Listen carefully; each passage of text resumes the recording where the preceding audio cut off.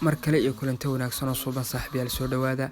casharkeena maanta wuxuu la xiriiraa qoyska, ama waxaan ku qaadanaynaa aan ku baranaynaa qoyska.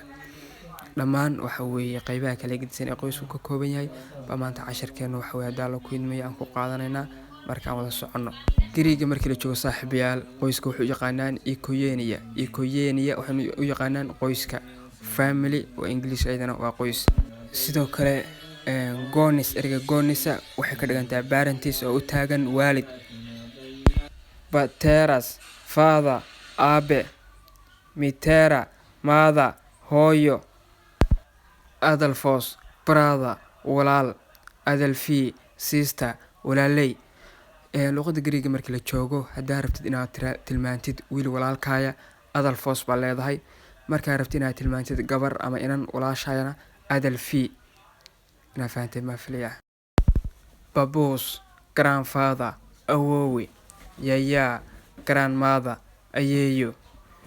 luqada Gariiga markii la joogo waxaa arkaysaa erayo xagga macnaha kala gedisan, laakiinse dhehitaanka iyo ku dhawaaqida aad iskugu dhow, ama mararka qaarkood aad oran karto waa sameyn yihiin ama hal xaraf oo waxa weeye dhexda kaga jira aad muujintiisa kaliya uu macnihiisa kala duwayo.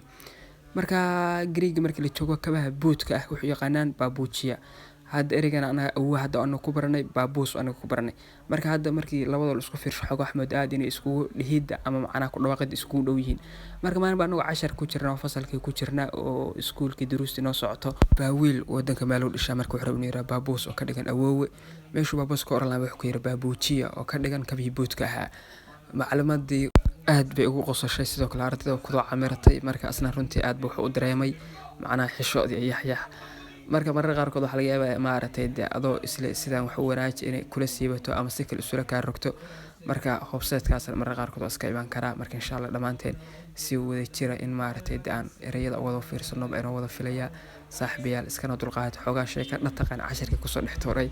aad baan ka raali gelinaya haddaba aan sii socono maasantiin. Sisigos, husband waa ninka xaas kale ama ninka reer kale ama ninka inanta qabo kale. waxa la yiraahdaa sisigos. Isisigos, wife waa inanta la qabo ama gabadha la qabo ama gabarka ama gabadha hadii xaasto kale. waa maxay sisigos bay Gariigu yiraahdaan. ninka asna wax qabo oo xaaskaana waa maxay asna sisigos. na fahanteen ma filaya.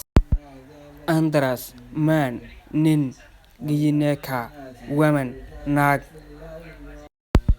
Agori, boy, wiil. Korichi, girl, gabar. marka Gariiga hadda macnaha marka hadii wiil rabaan tilmaamaan agori bay leeyihiin, marka rabaan gabar tilmaamaan korichi bay leeyihiin. marka waxa jirto kale hadii sida English kale son iyo daughter ayaguna wax ku kala macaaban kale. Gariiga markii la joogo laba erayo saas kale ka macna gedisan bay leeyihiin oo ah use iyo kori.